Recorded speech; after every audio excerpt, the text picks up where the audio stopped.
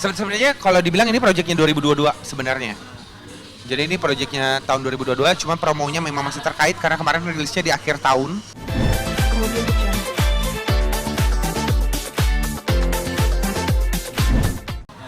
Ya, jadi hari ini gue lagi visit store gitu di salah satu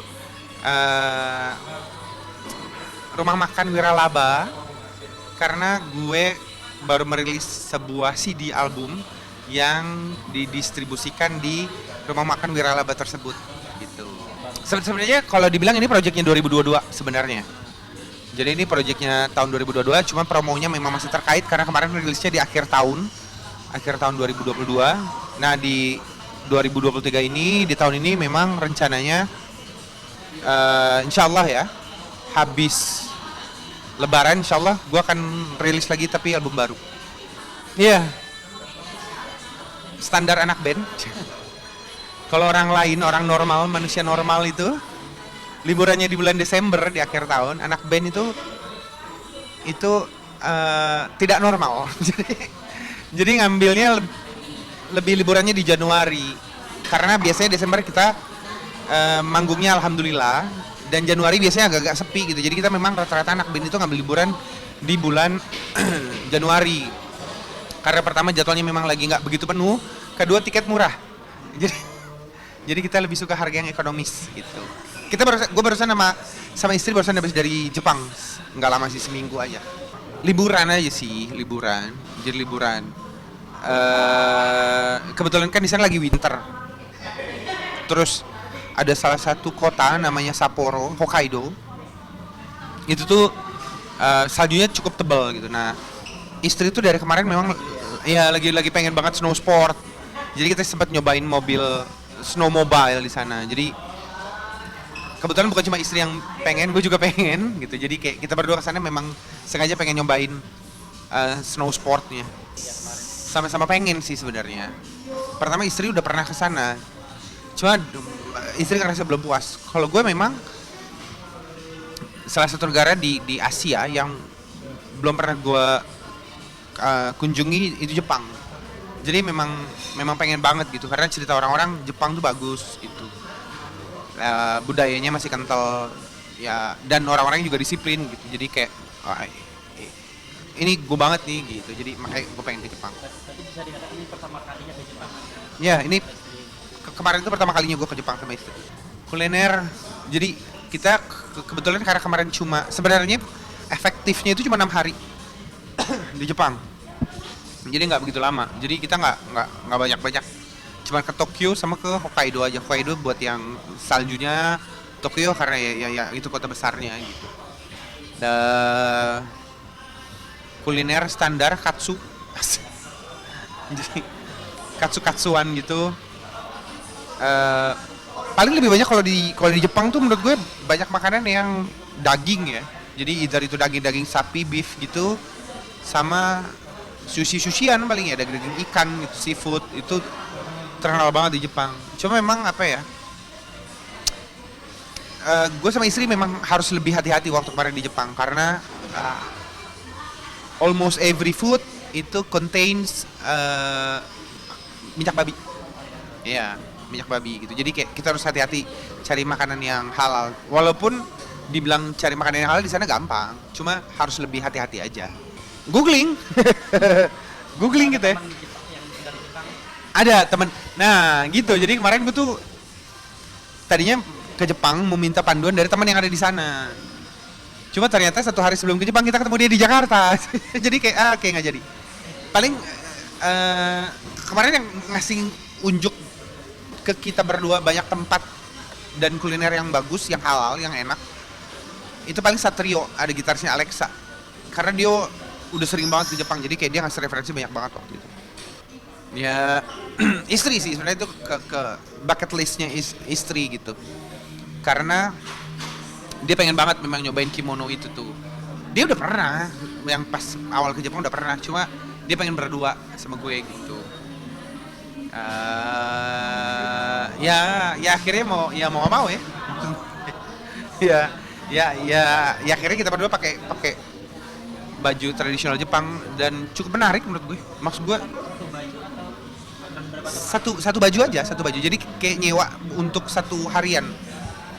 Mungkin sekali sewa tuh bisa pakai 4 sampai 5 jam gitu. Jadi kayak dalam 4 sampai 5 jam kita ke tempatnya nyewa, ganti baju, terus 5 jam kemudian baru kita balikin. Jadi dalam 5 jam itu kita foto-foto, bikin konten, bikin video gitu. Iya. Ya, gue tertarik sama kebudayaannya sih sebenarnya. Maksudnya bagaimana sebuah negara yang sangat modern sampai di bandaranya itu ada robot, tapi mereka bisa tetap mempertahankan kebudayaannya gitu. Itu jadi hal yang menarik, maksud gue. Ternyata masyarakat Jepang itu sangat mencintai budayanya gitu. Ini menarik banget, kalau buat gue menarik banget gitu. Meanwhile gitu, kita tuh kadang-kadang suka lupa gitu kalau kita punya kebudayaan yang sangat jauh lebih keren dan gak kalah keren gitu dibanding negara-negara lainnya gitu. Cuma kita kurang bangga aja sama hal itu gitu. Nah kalau itu enggak, yang robot Gundam itu enggak. Gue nggak begitu tertarik sama. Kalau gue di sana jujur aja, gue di sana tuh jauh lebih tertarik sama kebudayaannya, sama pola hidup mereka, sama kedisiplinannya, sama how they treat foreigner gitu. Bagaimana mereka nge-treat turis, ini tuh bagus banget. Bagaimana sistem transportasinya, maksud gue amazed aja gitu. Amazed aja sama orang-orang yang sangat disiplin. Iya itu. Gimana sih Mas itu bisa ketinggalan gitu? Itu dia. Jadi soalnya kan gue kebetulan kan gue pertama kali ke Jepang kan. Jadi waktu itu kita dari Sapporo, Hokkaido itu kita mau ke Tokyo, mau ke bandaranya, itu kita naik train. Nah, nama stasiunnya tuh harusnya kita berhenti di namanya New Chitose, harusnya New Chitose. Jadi Chitose baru gitu, stasiun baru. Ada satu stasiun, 2 stasiun sebelum New Chitose, ada nama stasiun namanya Chitose. Jadi kayak stasiun, kayak Kebayoran Baru sama Kebayoran Lama, ada begitu tuh. Ya. Cuman Kebayoran Lamanya disebutin, jadi kayak ada Kebayoran Baru. Nah di Kebayoran ini, di Chitose ini gue pikir udah sampai, turun gue. Cuman karena waktu itu gue posisinya lagi tidur, jadi gue buru-buru. Koper sama handphone gue ketinggalan di dalam kereta. Panik banget. Maksud handphone ya. Maksud gue kalau koper ya udahlah. Handphone kan. Ini semua nih, data, banking, privacy semua ada di sini, semua ada di handphone gitu. Akhirnya karena itu keretanya jeda 10 menit. Jadi akhirnya ada kereta satu lagi, gue nanya ini kereta ke New Chitose bukan gitu. Dia bilang bukan, yang belakang. Jadi 20 menit kemudian akhirnya gue naik kereta lagi, nyambung lagi. Jadi karena nyambung lagi ke New Chitose karena kan cuma selang 2 stasiun. Sampai sana, inisiatif gue adalah gue melaporkan ini kepada pihak kepolisian di Jepang dong.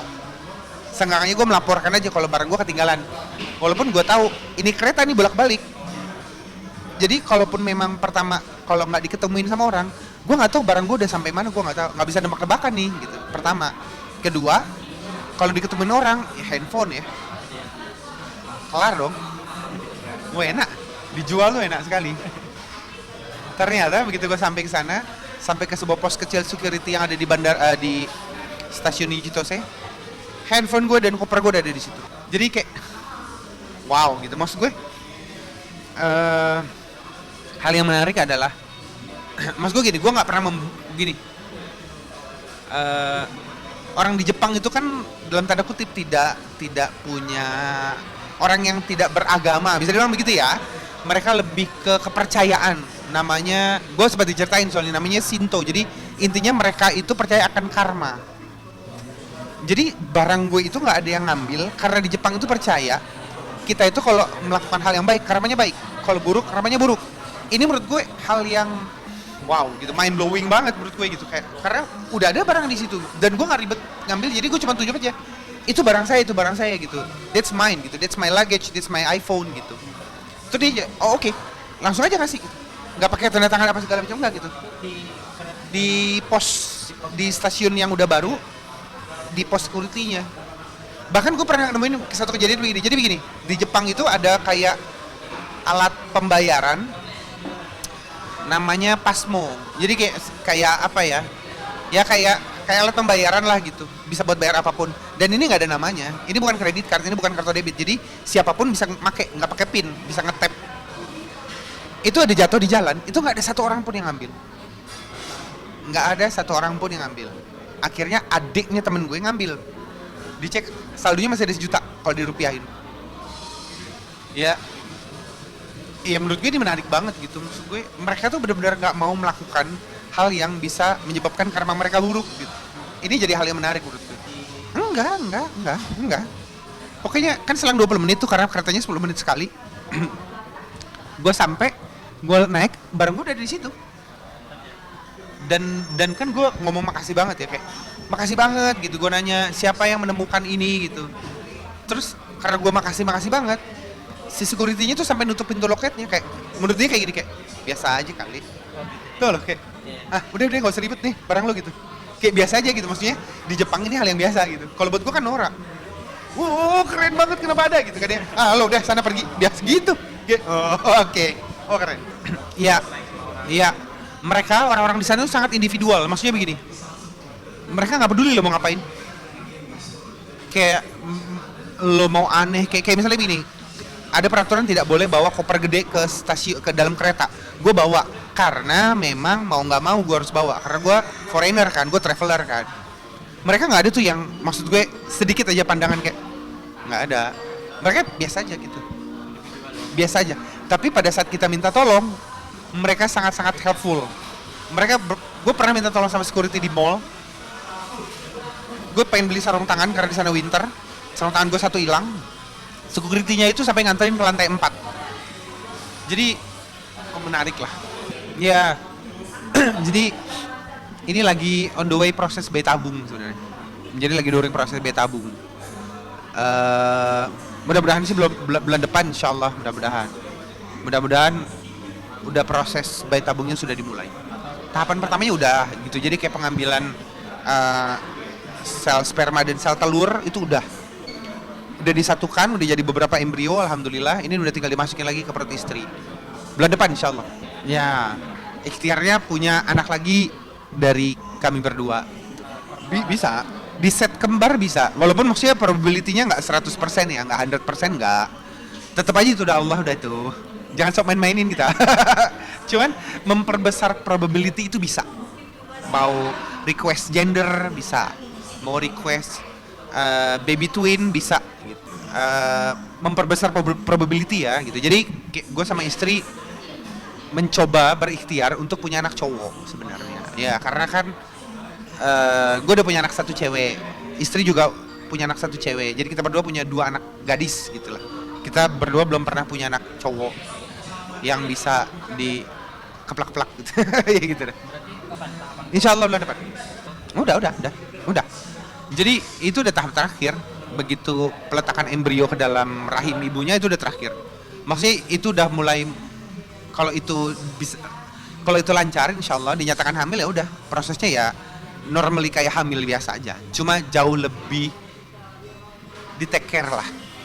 Karena ini bayi, kita nyebutnya bayi mahal. Maksudnya mahal dalam artian prosesnya, kehati-hatiannya gitu.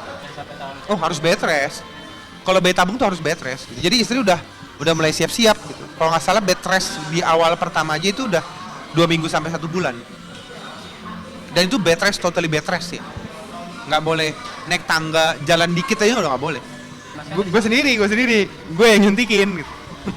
Mau belajar. Gue sampai bilang sama istri, abis ini gue abis ini selesai bayi tabung, gue akan 9 bulan kan nyuntikin perutnya terus kan. Jadi I become an expert kan berarti gue bilang gue akan buka praktek khusus suntik aja deh. Gue berhenti nyanyi aja deh, kayaknya lebih berpotensi nih kayak gitu. Kalau gue sih nggak takut sama sekali ya, karena gue yang nggak disuntik ya. Kalau gue yang disuntik mungkin gue takut gitu, karena gue yang nyuntik gue nggak takut. Istri yang takut. Pastilah pasti.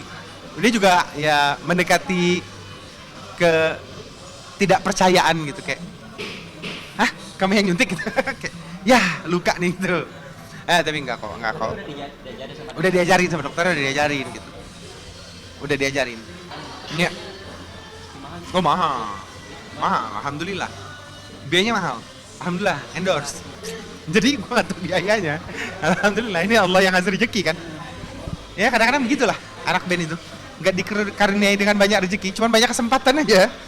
Jadi Cuman kalau setahu gue memang biayanya quite expensive, lumayan gitu. Cuma balik lagi ya, maksudnya pada saat kita berbicara soal keturunan ini beda nih. Ini udah something yang personal banget gitu. Mas gue lo mau beli mobil aja, lo willing buat nabung, willing buat kredit gitu. Apalagi ini anak, ini future investasi gitu. Jadi worth lah menurut gue. Kalau risiko sih sebenarnya bisa dibilang zero risk ya, nggak ada risiko ya. Maksudnya risikonya cuma kegagalan aja gitu, lebih ke mental. Cuma memperhatikan dari umur, apalagi kita juga ada request gender gitu lah kira-kira gitu ya. Jadi that's why kita mengambil langkah si bayi tabung ini. Dia sampai 2 tahun di perut. 9 bulan tetap. Masa iya 2 tahun? Baru digondrong dong. Enggak. Nah, 9 bulan tetap. 50-50 lah. Di Jakarta juga banyak. Di luar kota juga ya alhamdulillah gitu. Ya orang pada kangen nonton konser pasti. House nonton konser. Dan itu ya alhamdulillah gitu. Maksudnya gue ngeliat teman-teman gue gitu maupun gue sendiri gitu ya sebagai musisi merasakan impact-nya gitu ya alhamdulillah. Yang kemarin kita keadaannya mantap ya, makan tabungan. Ini sekarang bisa kejar setoran untuk nabung lagi. 50-50 lah. Kalau gue 50-50 kok. Di Jakarta juga banyak. Di luar kota juga alhamdulillah. Oh, enggak sih. Jadi waktu itu gue lagi manggung, terus tiba-tiba disuruh turun sama security-nya. Disuruh turun dengan cara yang sangat tidak menyenangkan. Gitu ya. Dengan cara yang sangat tidak menyenangkan. Maksudnya mungkin maksudnya security itu baik karena acaranya overtime gitu. Jadi karena itu acaranya di hotel, mungkin ada beberapa tamu yang komplain mungkin gitu. Cuman balik lagi maksudnya posisi gue di situ adalah orang yang diundang. Gue orang yang diundang. Gue bukan penyelenggara acara. Jadi sangat tidak tepat kalau mereka itu ngomongnya ke gue. Harusnya ke IO-nya, ya. Harusnya ke penyelenggara acaranya, bukan ke gue gitu. Jadi ya sempat emosi juga. Gue juga sempat kepancing emosi gitu. Coba balik lagi maksud gue, ya ini pembelajaran buat semuanya gitu, buat semua orang gitu. Kalau anak band itu musisi, penyanyi itu tuh orang yang diundang gitu. Jadi kalau mau berbicara soal teknis acara, penyelenggaraan, perizinan itu sangat konyol kalau ngomongnya ke anak bandnya gitu. Iya lah, gimana gue tahu orang gue jadi undang gitu. Emang gue tahu izinnya, gue nggak tahu gue diundang gitu. Jadi gue ngomong begitu sebenarnya. Ya maksudnya ini pembelajaran lah, karena menurut gue juga penyelenggaraan event di negara kita ini masih banyak yang masih banyak informasi yang putus gitu. Masih banyak orang-orang yang informasinya belum lengkap tahu gitu, bagaimana penyelenggaraan sebuah event sebenarnya gitu. Oh, gue nggak mau. Waktu itu gue nggak mau diberhentiin. Gue bilang ke security gini, lu nyanyi bareng gue aja gitu. Enggak sih. gue bilang, gue nggak akan berhenti nyanyi. Ini sisi profesionalisme gue bilang. Mas, gue nggak akan berhenti nyanyi karena gue kesini dibayar untuk nyanyi. Yang bisa memberhentikan gue hanya Tuhan dan enggak sih. Mas gue yang berhak memberhentikan gue itu hanyalah IO-nya, sang pengundang gue. Baru gue akan stop nyanyi. Karena they the one who pay me. Mereka yang bayar gue gitu. Jadi kalau dibilang, "Fan cukup." Oke, fine gitu. Tapi kalau orang lain, gue gak akan pernah berhenti nyanyi. Apapun yang terjadi. Oh. Habis itu diproses, habis itu sampai ke polisi. habis itu sampai ke polisi gitu. Karena berkait, maksudnya gini, yang menyelenggarakan acara ini kebetulan sebuah instansi perbankan besar gitu. Jadi ya kalau gue kan hanya menyampaikan keluh kesah gue sebagai bintang tamu, sebagai penghibur gitu ya, mengenai teknis penyelenggaraan acara dan segala macam kesalahan gitu ya. Itu ya biarkan teman-teman yang jauh lebih mengerti lah, teman-teman yang lebih berkaitan sama hal itu gitu. Ya namanya juga manusia ya, dipenuhi dengan rasa emosi dan kekilafan gitu. Sempet lah. tahun posnya ke mana? Di daerah Jawa Timur. Cuma dia balik lagi maksud gue. Ya gue sempat kejar security-nya lah. Bukannya so jago ya, tapi nggak sopan lah, nggak sopan itu. Gue juga tersinggung kali.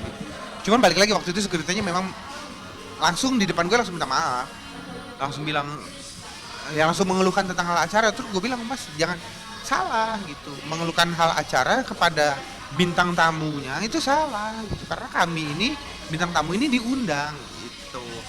Cuma balik lagi maksudnya mereka masih waktu itu mereka masih bersikeras gitu. Masih bersikeras. Makanya gue sampai posting ke Instagram gitu karena untuk menyadarkan sebenarnya. Maksudnya jadi pembelajaran lah. Jadi pembelajaran lah. Ya untungnya juga gue alhamdulillahnya di waktu itu masih sangat bisa menahan emosi gitu, karena ya gue coba maksudnya gini, gue coba berpikiran lebih jernih aja. Maksudnya mungkin teman-teman ini kurang apa ya, kurang terinformasi lah. Enggak sih, enggak lah. Menurut gue itu one of a kind case kok, kasus yang 1001 gitu. jarang ada yang kayak gitu tuh, jarang. Kalau gue di perpanggungan gitu itu tuh jarang ada hal yang kayak gitu, jarang. Banyak terjadi tapi maksud gue nggak yang setahun sekali gitu, enggak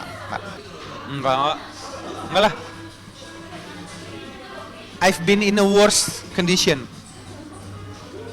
Gue pernah berada di atas panggung dan jauh lebih parah lagi dari itu. Dan ya alhamdulillah gue masih manggung gitu. Apalagi itu gitu, enggak lah. Panggung menurut gue gini, karena menurut gue buat seorang musisi, panggung itu bukan cuma tempat apa ya, bukan cuma tempat buat cari duit gitu, tapi sesuatu yang much more bigger than that. Lebih ke panggung tuh menurut gue tuh kayak apa ya, kayak sebuah tempat yang gue bebas ngapain aja di situ, mengungkapkan ekspresi gue lewat musik yang gue bikin gitu. Jadi jauh lebih deep. Jadi enggak lah. Punya anak lagi. Mudah-mudahan di 2023 punya anak lagi cowok. Mudah-mudahan albumnya bisa lagi keluar. Mudah-mudahan masyarakat Indonesia mudah-mudahan sehat semua, sejahtera semua, nggak ada perpecahan lagi, nggak ada bencana-bencana lagi, nggak ada bencana alam, nggak ada bencana penyakit, semuanya sejahtera, semuanya sehat. Itu wish gue.